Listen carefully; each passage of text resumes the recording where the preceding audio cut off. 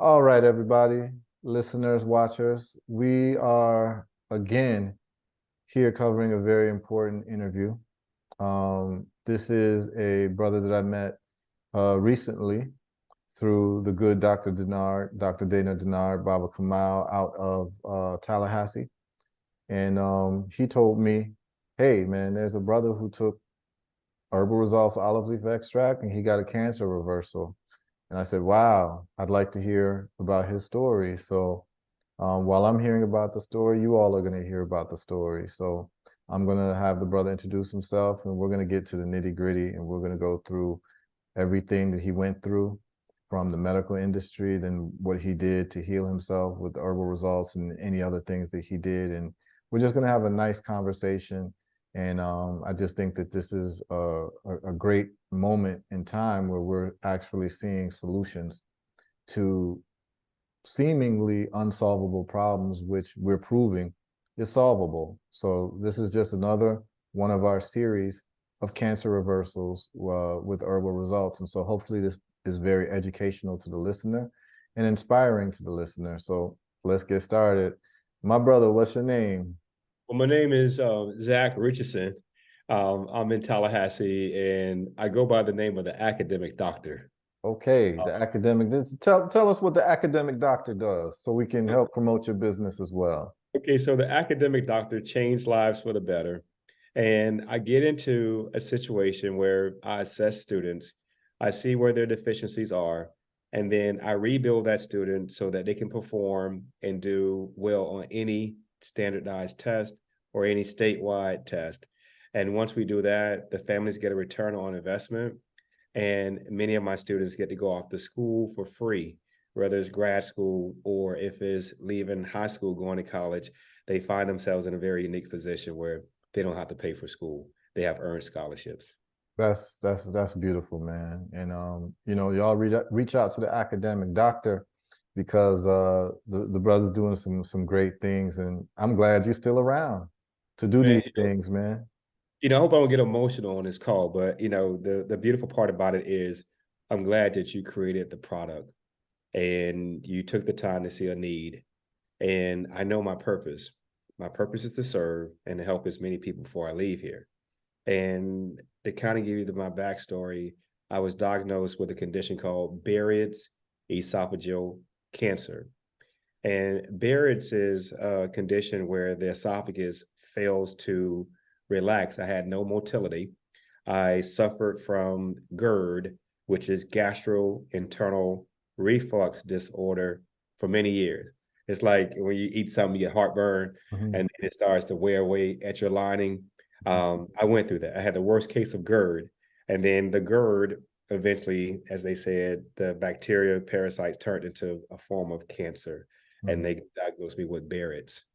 So Okay. that is somewhat the backstory, and All then right. sure So you have when did it start? What year did this start?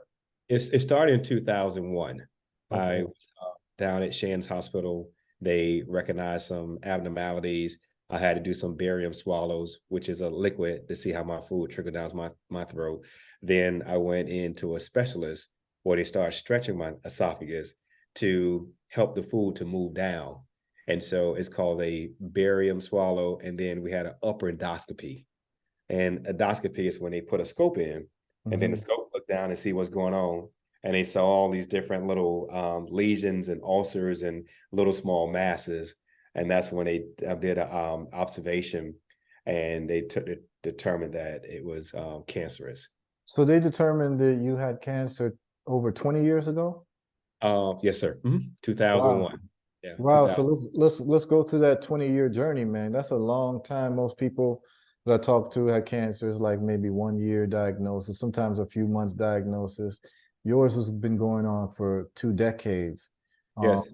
until you started taking the olive leaf. So let's just talk about what was happening Okay. those 2 decades before Dr. Denard gave you the olive leaf extract. So the backstory is that once I went through the process, I did get better. But I was just constantly having to go back and forth to the doctors. I was going back and forth from the local hospital here in Tallahassee. I was seeing a gentleman who was a gastrologist, So the way they did was they gave me comfort. The numbers would go up, about how they go and draw your blood and see how your Mm-hmm. cancer numbers look. And then Mm-hmm. it would go back down. And then I would ring the bell. Yeah, I'm good, I'm good, I'm good. And then it'd come back. But what I recognized over that period of time was that they were, in my personal opinion, making me feel good, making me believe that I was good. Mm-hmm. Was the mere fact that the stretches was causing all kind of issues as well. So they were treating the condition, never really healing me from the condition. Got Uh, it. it So was the on symptoms were being treated.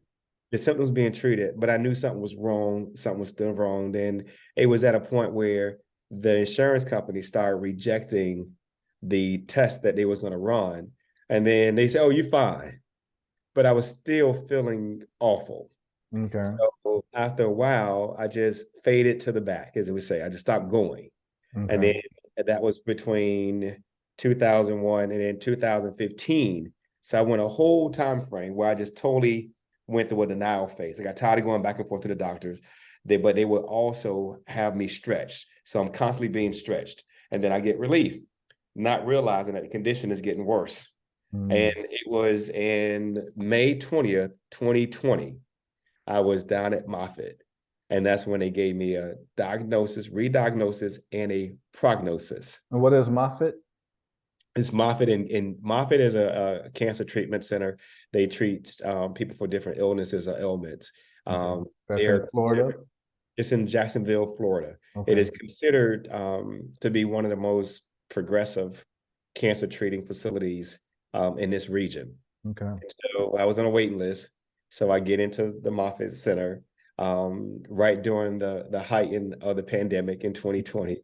So I go in, get my COVID test done because they force you to get COVID test. Mm-hmm. And they forced me to get the COVID shot before I was able to have the next upper endoscopy done and some stuff. So um, I go in May 20th and they do an upper endoscopy. And then that's when they was like, oh, bro, we noticed this. They did the blood samples and stuff like that. And it was like, your numbers off the chart. They didn't tell me that was so different. They didn't say if I was stage 1, stage 2, stage 3, stage 4. It was more so, we went in, we see this problem that you're having. We're giving you 90 days, 90 days to live. 90 days to live. And I was And like, that's what they told you. They said you got 90 days to live. May 20th, 2020. And They this was you were presented with tumors. You had tumors all tumors over the and place. ulcers, And tumors, ulcers. ulcers, and by that time, the upper sphincter was not working. So to educate the public, the sphincter is where your food meets and it opens and shut. Well, the food goes down like this. So by that time, the strictures and stuff prevented me from having any motility. So my esophagus would not squeeze the food into the lower part in my Mm, stomach. The lower part, the flap would not open up. So because the flap would not open, the food would sit and the acidics would build. Then I'll wow. get like all kind of infections and it would sit there. So nothing could happen. So when they put the endoscopy in, that would go in and poke away all that gunk, take pictures, They put it and down your throat. yes, Okay. and that's how they stretch it to give me Okay. temporary relief. Temporary relief. Got it. But all the while, you've got these tumors building up. Absolutely, absolutely, Wow. So May 20th, 2020, they give you basically a poor prognosis and say you got 3 months. absolutely. And I, of course, you start crying, Mhm. family and all that. And I was like, no, I'm not going to allow you to give me a diagnosis and give me a prognosis. I'm a very spiritual brother. I'm not buying this. And I started telling myself I was going to beat it. And I've been knowing Dr. Dana Denard since I moved to Tallahassee from Jacksonville because I was in Duval before. And he ran a school and he gave me the inside scoop about, in this area, be careful, be mindful, do what you do, keep your head clean, stay up Mhm. under the radar. And so when he learned of me, someone in the community who was helping save lives for these children, a lot of minority students, he was like, bro, you have to try this product.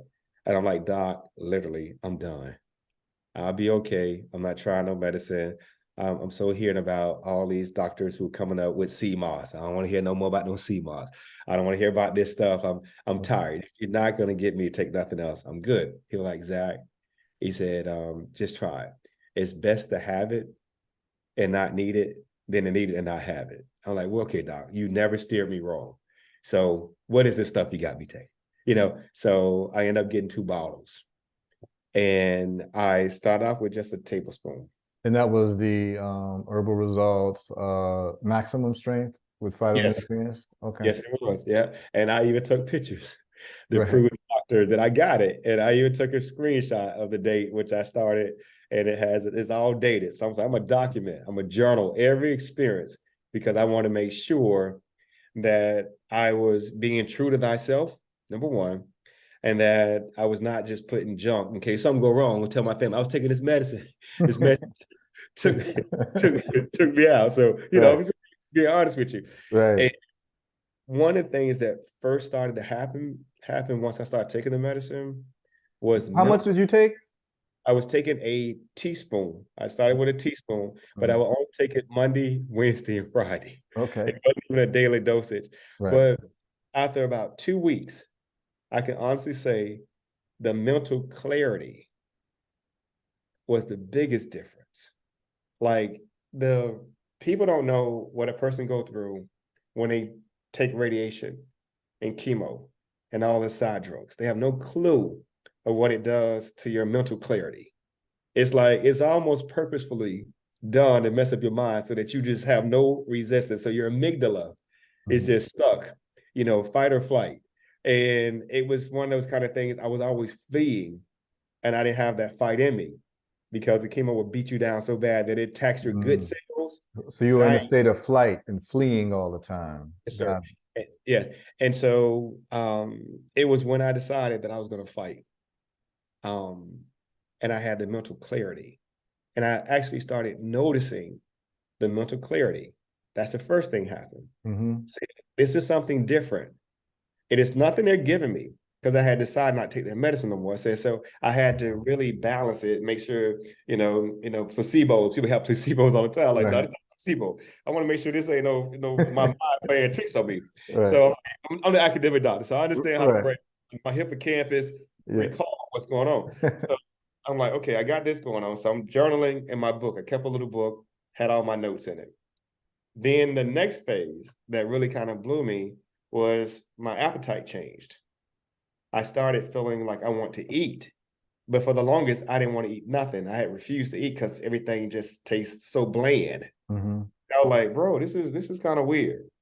But I started documenting the how certain foods taste. I started, with the medicine, how the medicine made me feel within my mouth, my taste buds, what was causing this. So I'm writing this stuff down. Then, like most people do, we panic, we get online, we start doing research, like, Hmm. what's going on? And I started to feel a little better, and that was when I knew that I wasn't going to stop. And I knew it wasn't something that I knew to do. I knew then it was something I had to do. Okay. And I became When consistent. when earlier you said how the medicine tastes, you talking about the olive leaf Yes. taste? Yeah. Yeah. Yeah. And some people complain because it's bitter, but we're gonna get into that. We're gonna get to the science of that. But yeah, keep going, man. Yeah. So that taste was very obvious. It was like, oh, I got to, I'm gonna make sure I have me some nice alkaline water to drink with this stuff. This stuff right here, it's not anything weak, but it's not anything any different. If anybody ever had a beer and swallow and they give you that thick crap to drink and they watch Hmm. the metals go down your body, listen, it tastes better than that. But Mm. it was that I had to get over the taste because of the radiation. The chemo changed the way everything tastes. Mm. It made you nauseated. Everything make you feel like, oh, I want to puke. So um, that was a game changer, man. It was a game changer. At what point after the 20th did you stop taking chemo and radiation after you Immediately, told you had 90 days? I stopped. Period. Because Okay. what they had told me, and I'd be mindful that the audience may not really understand this. They were wanted to do experimental science on me. When they got to that point, they wanted me to sign forms. They wanted me to go and have my esophagus removed.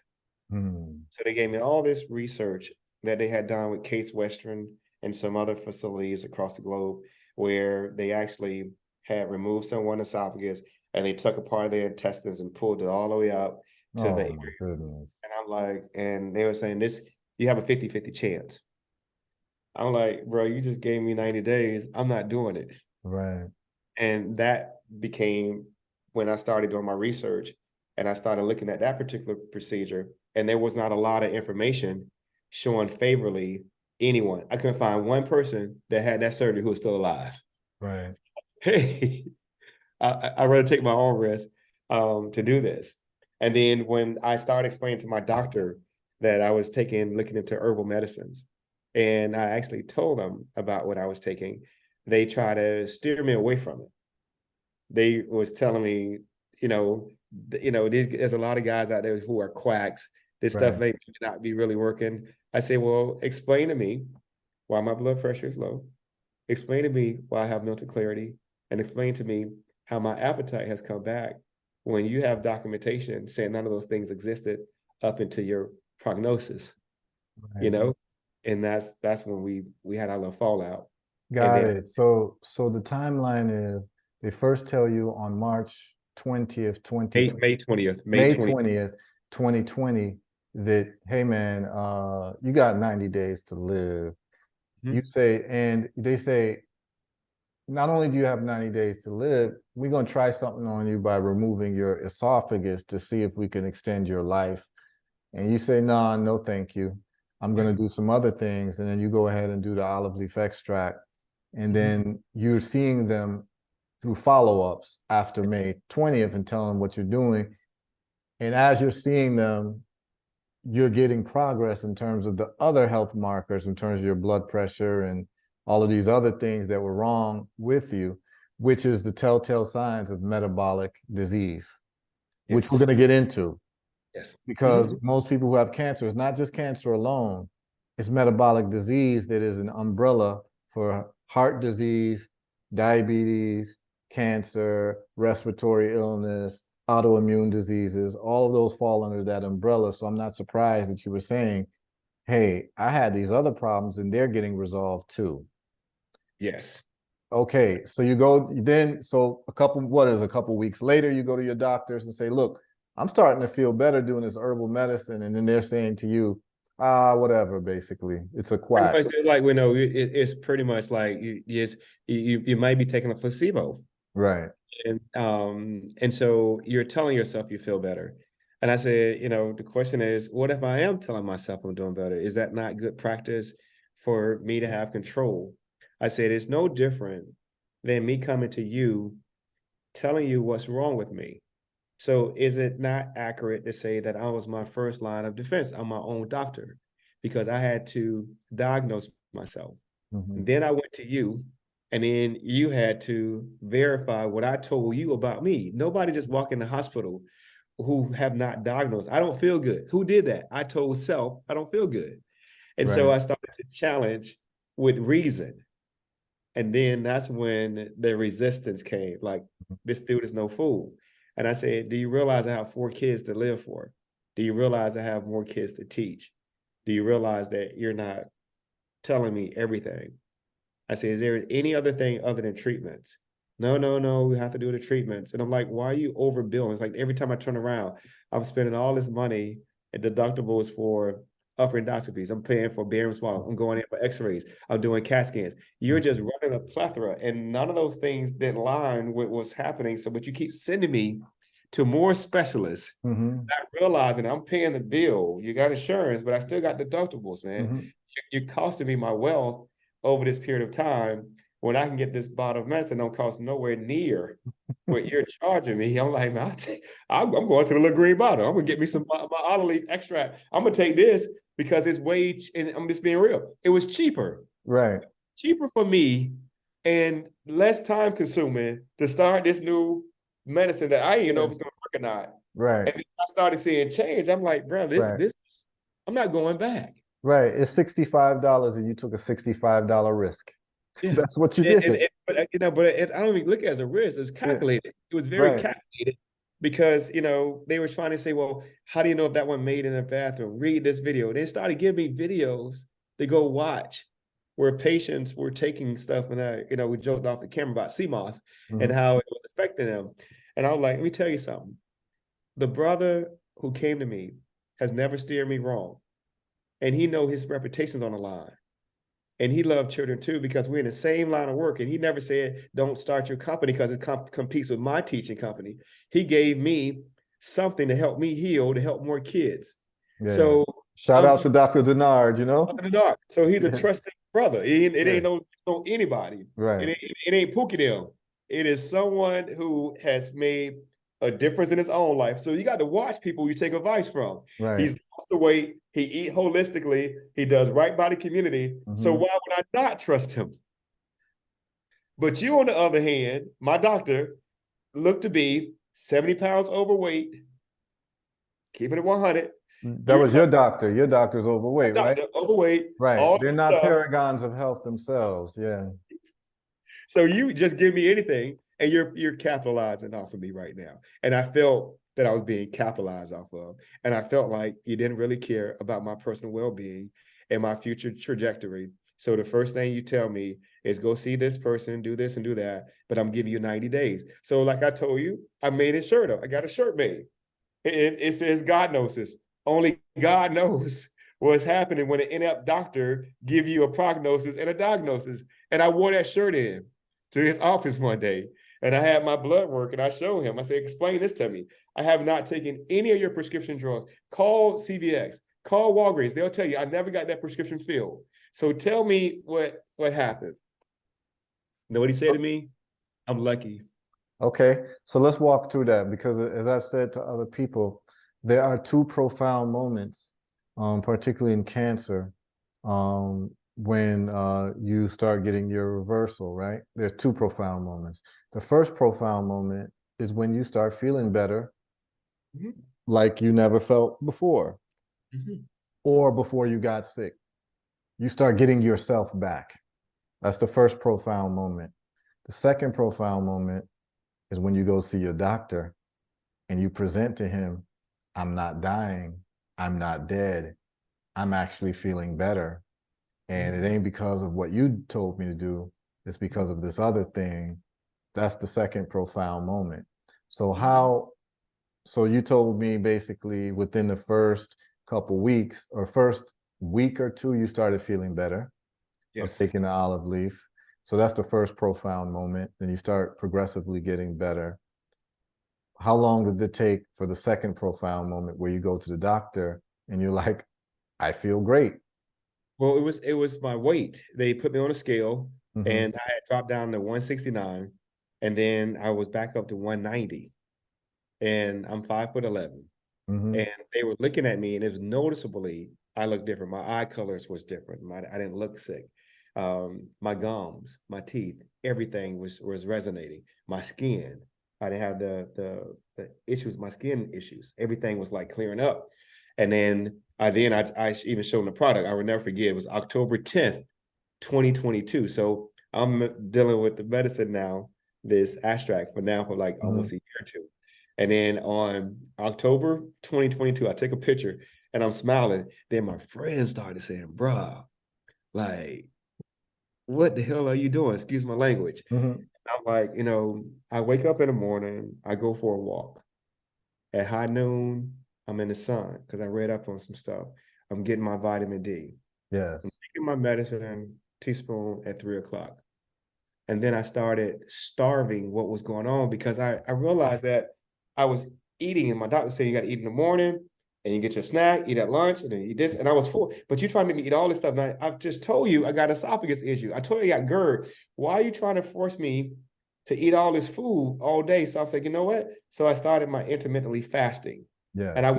went one meal a day because I figured that if I'm taking in all this food, my esophagus got to be backing up. Mm-hmm. And so I stopped eating the breakfast. I was drinking warm water in the morning just to get my body kicked in. Mm-hmm. And at lunchtime, I would have some fresh fruit, I would normally get anything that ends in berries. So I Mm-hmm. had strawberries, blueberries, Yeah.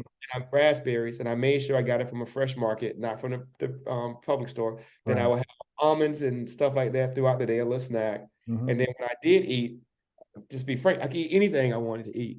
I just had to eat small amounts of it. Right. And then I just naturally started feeling better Mhm. again because I didn't feel weighed down by all the foods and all the chemicals and all that stuff. I was like, I'm feeling better.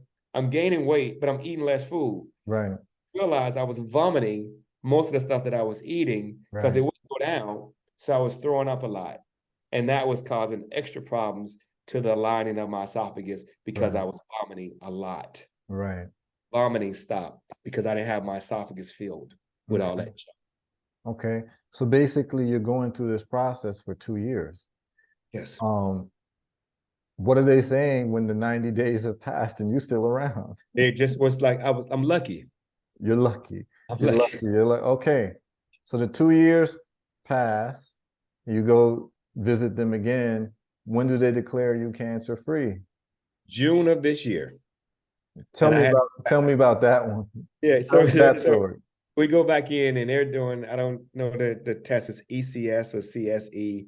It's a way where they can monitor and see your level Hmm. and the range. So the first thing the doctor said was, this can't be right. And I'm like, what do you mean? He said, this is not right. We're looking at your number. You was over 22. We're looking at it now. You're right at a 3.5. This is impossible. So they sent me back in to get more blood done. So when I got the blood work back in again and made sure I went to a different lab in Tallahassee, and my doctor was like, wow. He was like, wow. And that was it. He was like, Zach, you need to tell your story. He said, don't do me no favors.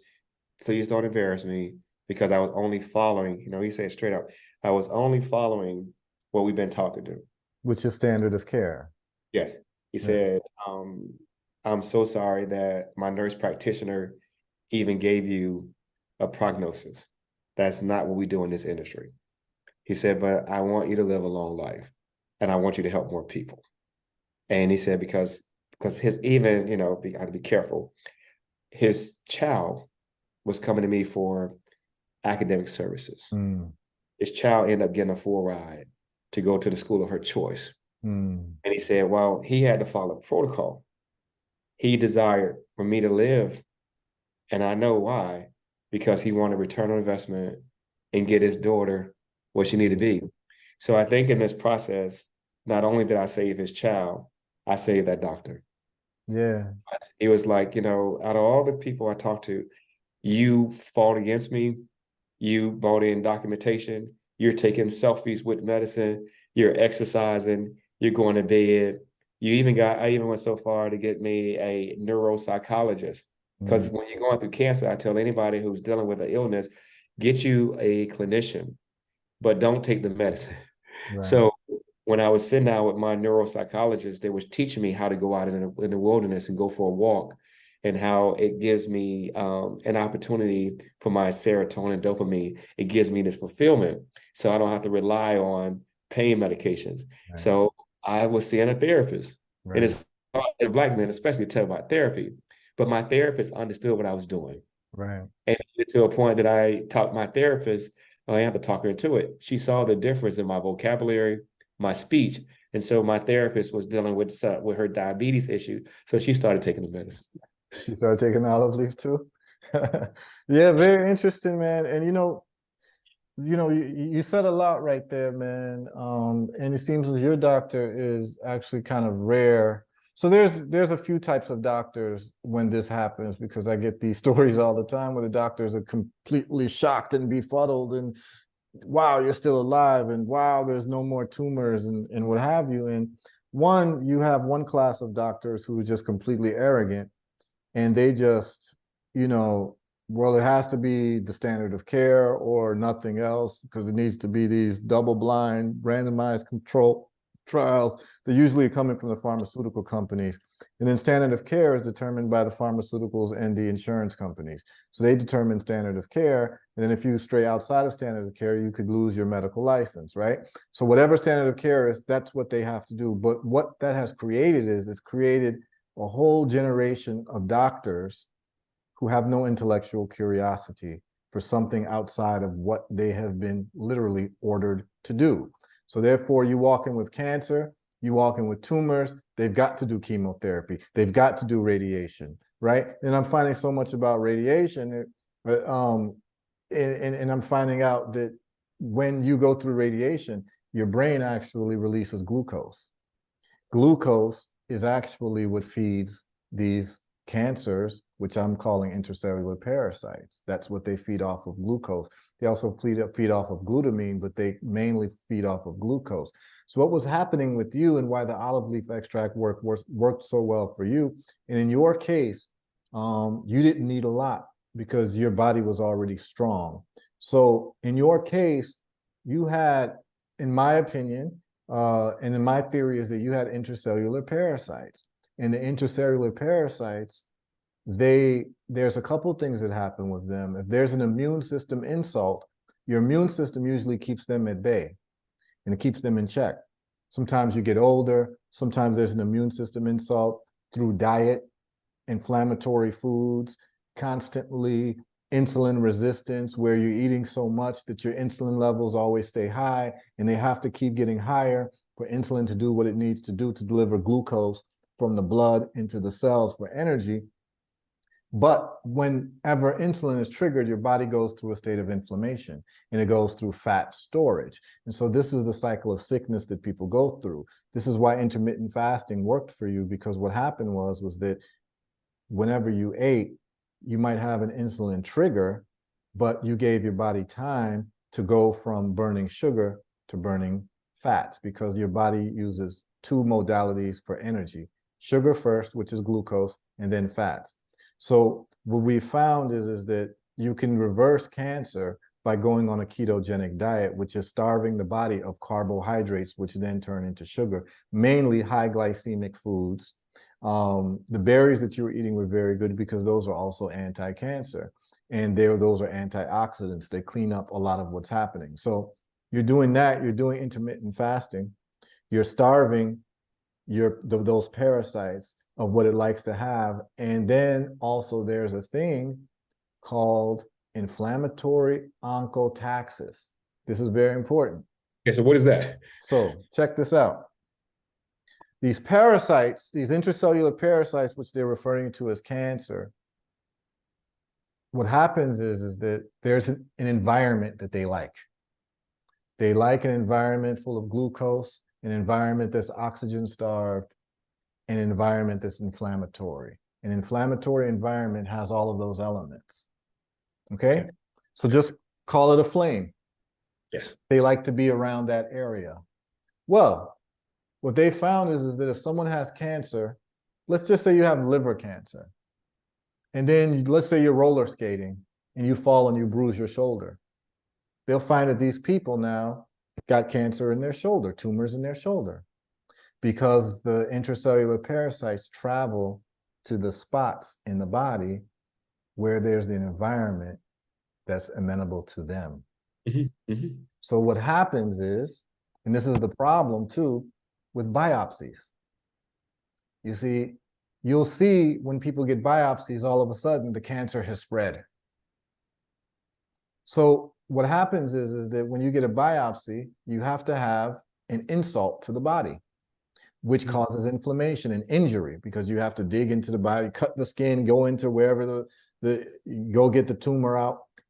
And what happens is that this thing called inflammatory oncotaxis takes place where the cancer spreads, which I'm calling intracellular parasites. They spread. Now, there's three ways to deal with parasites. So the problem is that in the medical, pharmaceutical, industrial complex, they have the wrong understanding of cancer. Their understanding of cancer, and this is not just said by me, but it's said by a great researcher named Thomas Seyfried out of Boston College. Thomas Seyfried, he wrote a book called Cancer is a Metabolic Disease. My understanding goes a little bit further than his, because he's saying basically cancer feeds off of two things: sugar and glutamine. And the way you kill it is to cut it off of glucose and glutamine. Well, glucose is easy to cut off with a ketogenic diet. Glutamine is a little bit harder, because glutamine is an amino acid that's around everything that you eat, and your body needs it. But there's a special drug that cuts it off from the cancer. It's called Don. But he's also said that if you can't get Don, listen to this, you can use parasitical, anti-parasitical drugs to get rid of it. And he said things like chloroquine and bendazole. Now, that's very interesting. He hasn't put it together that it's actually the intracellular parasites that's causing the metabolic disorder because of how they metabolize for energy, and they metabolize sugar. They metabolize glutamine. So if you understand that it's actually an intracellular parasite that lives off of glucose and glutamine, then what do? You have a dietary intervention, right? Which is that intermittent fasting you were doing. Also cut out carbohydrates. And then also lower your blood sugar. You could use berberine to do that, which is a natural form, a better form of metformin, which is a pharmaceutical. But berberine is natural. It's come from a tree bark, but it lowers glucose. I actually take it during mango season so that I can keep my blood sugar down. All right. The second thing you do, fortify the immune system. You fortify that sunlight you were talking about. Vitamin D. The immune system needs 4 basic things: vitamin D3, K2, magnesium, and zinc. So that's part of the protocol. And we take high dose vitamin D3, particularly if you are of African descent, because most of us are walking around with acquired immune deficiency syndrome. And I'm not talking about the HIV thing. I'm talking about the fact that most of us have a blood level of vitamin D of less than 20 nanograms per milliliter. That's basically having AIDS, because your immune system has crashed because it's not given the fuel that it needs, and you are susceptible to any type of opportunistic infections, which cancer is an opportunistic infection from intracellular parasites. Now, you build up your immune system. The third thing you do, you take anti-parasiticals. There's anti-parasiticals you could take: ivermectin, there's fenbendazole, there's embendazole. You can take natural ones where you don't need, any type of chemical formulations. That's olive leaf extract. That's an anti-parasitical. How do I know that? The second customer I ever had with olive leaf extract, she was on the toilet. The first day, fibroid came out of her vaginal cavity. She called me. Second day, she calls me again and says a long white string came out of her rectum. Mm-hmm. It was a stomach parasite. It was an intestinal parasite that the doctors never knew what was going on with her. After that, she's feeling better. So we know it's anti-parasitical. Garlic is anti-parasitical. Cloves, clove oil, ginger, anything bitter is anti-parasitical. Neem, artemisia, anything bitter. That's why when people have cancer, I tell them, embrace the bitter. Then it turns out, my brother, there's a study I just ran across that says lidocaine, which is a local anesthetic, it actually triggers bitter receptors that are found on cancer tumors to cause cancer tumor cell apoptosis, which is suicide. So it turns out that cancer cells got a bitter receptor on them that if it's triggered, it causes it to die. But he said lidocaine, but in the study, guess what their conclusion is in the study, my brother? What's that? Lidocaine could be used maybe for cancer treatment, not the bitter receptor, not focusing on the bitter receptor and natural things and other things that can trigger a bitter receptor, which is any plant that's bitter will trigger that receptor. Wow. They're not focused on that. They're focused on the drugs. You know what's so funny? And this may even seem staged. I got my folder here. See that? Yeah. It document everything. You gave me goosebumps. When you said that, I can't make this up. What does that say? I can't lie to you, bro. I can't. This has been my life. These folders has been my life. Document everything. I kept this by my wayside.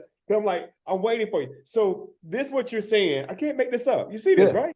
Yeah. And then this is so real. is that most people won't even take the time out to look at dates at the bottom of your emails. It shows you dates. So I won't even lie. You look right here.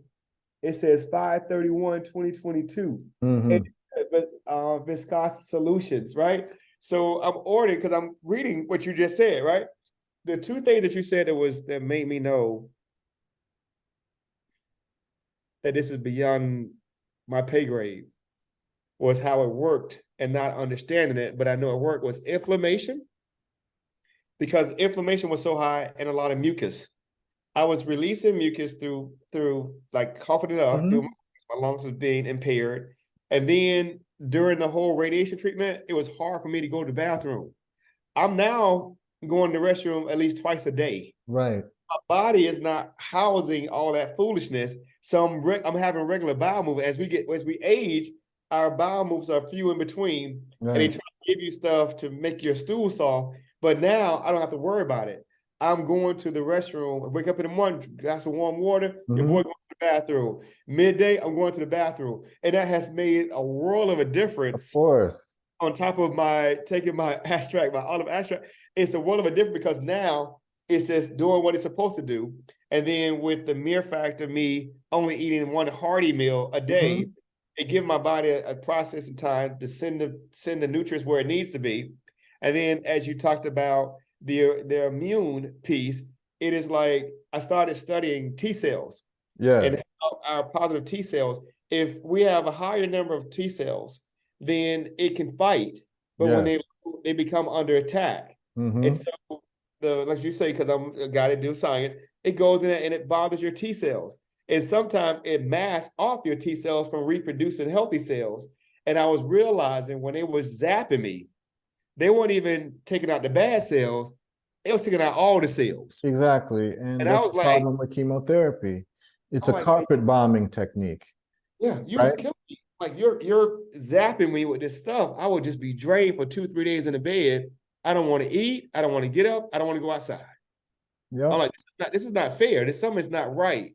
It was only when I stopped doing the chemo at that point and the radiation that I had a lot of energy. I'm like, I'm Yep. not taking this stuff. Yeah, and and here's the thing is that people would say, "Oh, be careful saying those types of things." No, it's the truth. Because this is the situation I face is that I have people contacting me and saying, "Is the olive leaf going to get in the way of my chemotherapy?" And I'm saying you're asking the wrong question. Is the chemotherapy going to get in the way of the olive leaf? Right? Because the I just ran into a study that showed that the success rate for chemotherapy is actually 2%. Right?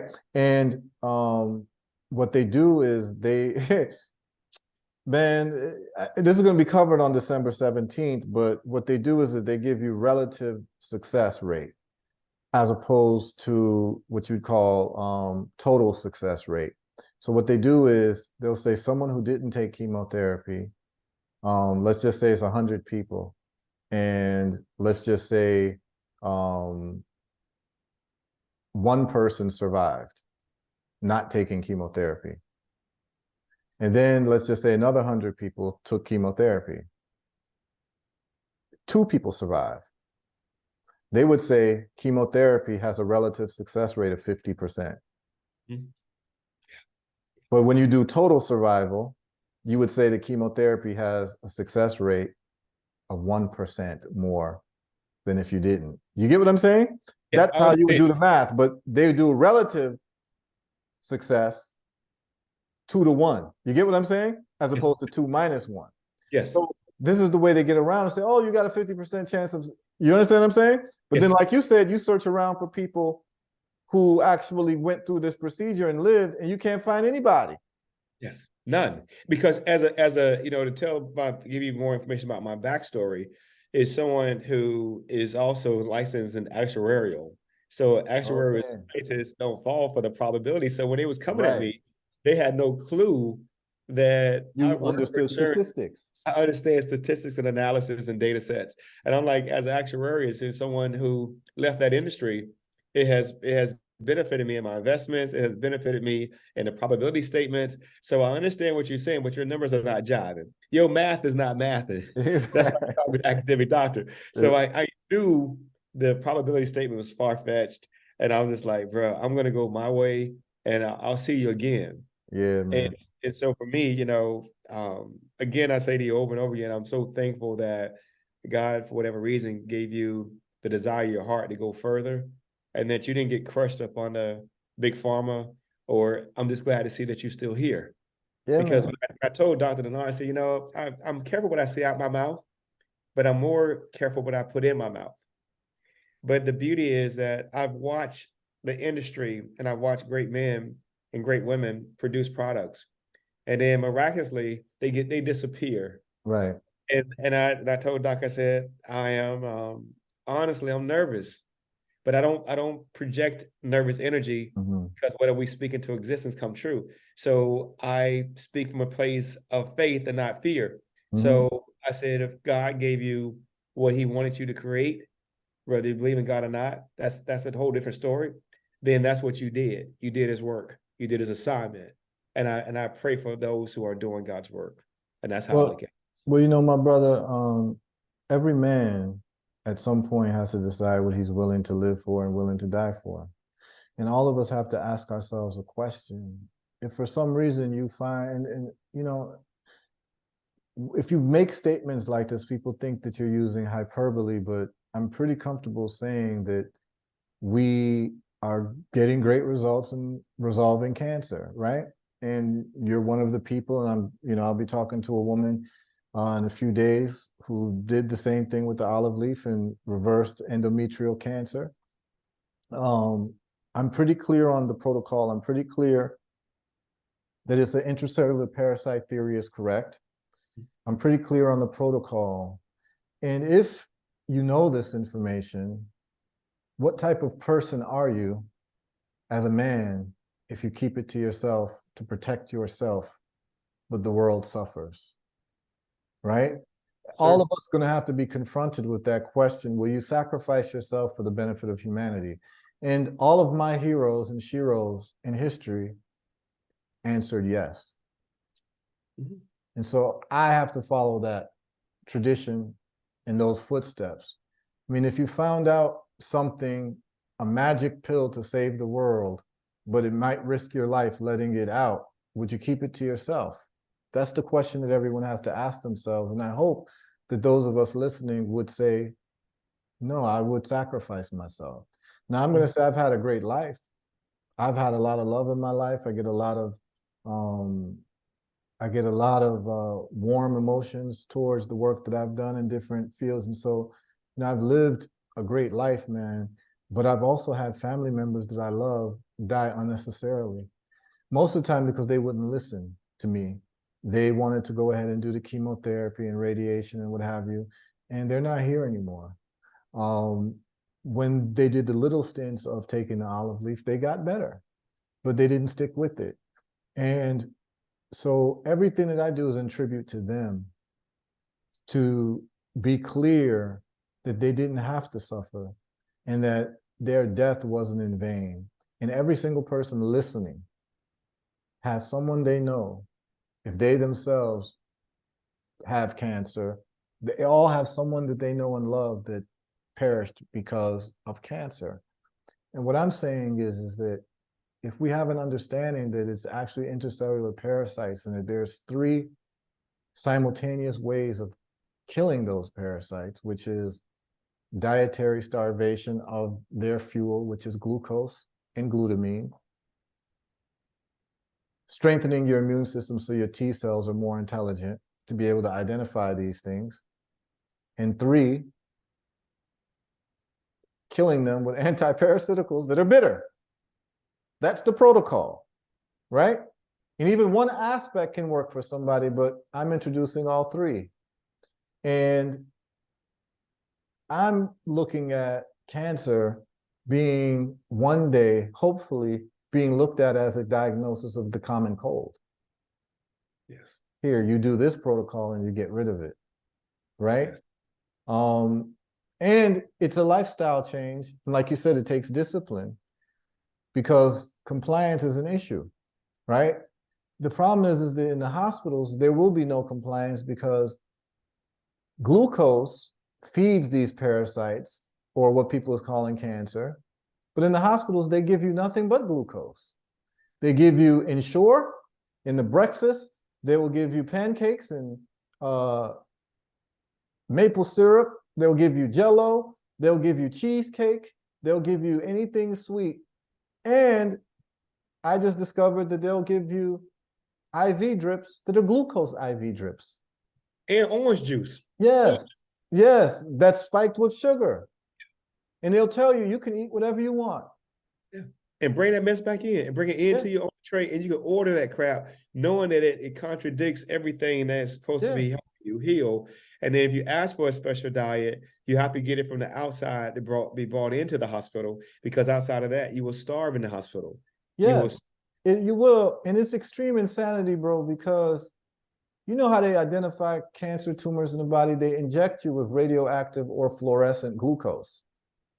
Then that's called the barium swallow. Yeah. It's the barium. Barium is a substance that makes everything glow up. Yeah. It shows how it trickled down in your body. Yes. Yes. So they have that. Yeah. And so they know that the cancer metabolizes and feeds off of glucose. And right when it starts to feed, it lights up. And that's how they identify it, where it is. And so they already know it feeds off of glucose. So why in the world are you telling people that they can eat whatever they want, from candy to soda drinks to anything that's inflammatory? So I'm just saying that, listen, man, our time to be humble is over. It is. We need to let people know that there's an alternative. And if they want to go through the system, they can go through the system. But even as you've noticed, a conscientious, loving doctor, his or her hands are tied. They have to give you the standard of care, and they're not trained or even encouraged to learn anything else that may help their patients. And so this is the situation that we're in, and you are living proof that there is an alternative. And for that, I salute you. And I know, people, when they meet me, they talk to me and they're just like, you're the guy who made this thing to save my life. No, I said, no. We did it together. Yes. We did it together because, I came up with the product and I came up with the protocol, but you had to believe in it. You had to do the due diligence to actually do a little research. And then you had to fight through the bitter taste and to take it regularly and go through intermittent fasting and exert that discipline in something that would end up helping you. So it's a partnership that we have, man. Yeah, man. I appreciate that. I so appreciate that. It is it's such an honor to know there's other people out there stepping out on faith. And you said it right. You said it best when it's about having our voice be heard, and the same love you have for educating us on the medical side and the things that's good for us. That's what I do on the academic side, letting kids know what's good for them, what they need to know, how to practice daily to improve that brain. How do you get those neurons and those dendrites firing so that you can retain information? And every time you learn something new, your brain change. Why? Because your information that you didn't have before. And that's why I say you're an educator. You, in essence, is the best, not a teacher, but an educator. And the difference is a teacher just give you information. An educator makes sure that you're following through with the information given. Absolutely. And that's what I love about this. And so now I'm excited about educating our young folks on their diet. I'm educating them about the products, the olives, the whole system of extract. How does it work? Because as I'm listening to you, the more and more I'm understanding the urgency, because as you see, our educational system's collapsing. And so if no one is profoundly teaching one about oneself, the body, the mind, the elements, you will just take anything, because you hear so much junk, you hear so much gaslighting, so much misinformation. Right. And so we have to teach our kids, A, how to comprehend, number one, B, how to retain, okay? And then T, how to think. That's number three, how to think. And I had to really put that in motion. I had to comprehend what was happening to my body. Okay, I had to retain that information. Then I had to think about whether or not I'm gonna do this or not. Then I had to have the courage to say, nope, I'm not taking this foolishness. Two of these things don't add up. And so it's only when we're able to listen to our bodies, because our bodies will talk to us. But we got to know how to listen, bro. And that's the thing. You got to listen to our bodies. Absolutely, man. So You are a great inspiration to people who are similarly situated, and someone who has been diagnosed with cancer, all they want is for it to be reversed. And the most powerful beacons of hope are people who been through the same thing and came out on the other side, right? Yes. So it's more even powerful than anything that I have to say, because people can say, "Oh, you just selling a product. Oh, you just whatever. You just talking. You could be a quack." But the rubber meets the road when you have somebody who was given 90 days to live, and he's still here 2, 3 years later, going Mhm. strong, cancer Mhm. free. Um, what message, as we close, what message would you give anybody who's been diagnosed with cancer on how and what they need to do to get to the other side? The first thing I would tell folks to get to the other side is you have to believe in yourself and you have to trust your intuitive spirit. And if you dearly believe in yourself and believe that you have a purpose to serve, then I would take the oil. I mean that. I would find the necessary, however your link is, how to find a product, and I will utilize it because it's best to have it and not need it than to need it and not have it. So you're not going to lose by trying this product. And that's the whole objective is you realizing that you mean so much to this universe, that you mean so much to your own vessel, that you're doing everything that you need to stay on this side of the earth. And that's what I would tell people. Get to know self, appreciate yourself, and then start to medicate yourself in the most appropriate manner and stop just taking someone else's word who has been paid in a lucrative amount of money when you don't see any improvements. That's what I would tell them. Yeah, and I think that that's very poignant, that listening to people should be based on the results, Results. Mhm. right? It's all about results, and that's why the company's name Herbal Results is that if I don't produce results, don't listen to me. But if I do produce results, you might want to listen, right? Yes. So that's beautiful, man. And I know we got a lot to talk about Yes, sir. offline, and a lot of work that we can do together with the modalities that you use in terms of teaching and all that, and getting the word out more about what you've been through and how you conquered cancer, and how you did it, and how we can actually make a difference in the world, right? So Absolutely. um, I just want to end with that and just say, man, enough love to you and your family. It's been a Thank you. pleasure meeting Thank you. you. Shout out to Dr. Denard Most for definitely, Dr. that Lord. Thank you, link. brother. Thank you. Thank Yeah, you. man, for making that link, man. And we want more of these types of stories like you, man, because what I'm finding out is the people who are telling me that the olive leaf extract reversed their cancer, these are dynamic people, man. And Thank you, brother. what would the world have been like if you weren't around? We would have lost something. We would have lost somebody who's doing some great work, man. So this is just incredible that I met you. It's not every day you just meet people and you're touched by them, but I'm emotionally moved by your story. I'm emotionally moved by your spirit, man. And I know if we'd have met under any other circumstances, I think we would have still gotten along and connected, man. So Absolutely. beautiful connection, man. Yes, sir. Well, thank you, good brother. And I wish you the very best. And don't quit on us. I know you won't. Keep doing what you have to do to save more lives. And I will continue to spread the word on such a powerful, life-changing experience. And so I thank you. Absolutely. Yeah, man. And to the people listening, you can go to the website herbalresults.net. The protocol should be available for download, which is in the form of a book. It's called The Successful Reversal or the Successful Eradication of Cancer Through an Intercellular Parasite Theory. So I hope this has been educational. I know that this was heartfelt, informational, and most of all, inspirational for all of you all listening. And just understand that if don't nobody love y'all in the medical system, we at Herbal Results love y'all. And those who have survived cancer and lived to tell the story, and they're telling the story, they love y'all too, man. Because Definitely. because it's all about getting to the other side of health. And that's what we're about, man. Whoever tries to stop us, let them try, but the cat's out the bag. You know what I mean? It is that. Yeah, man. Yeah, man. So salute.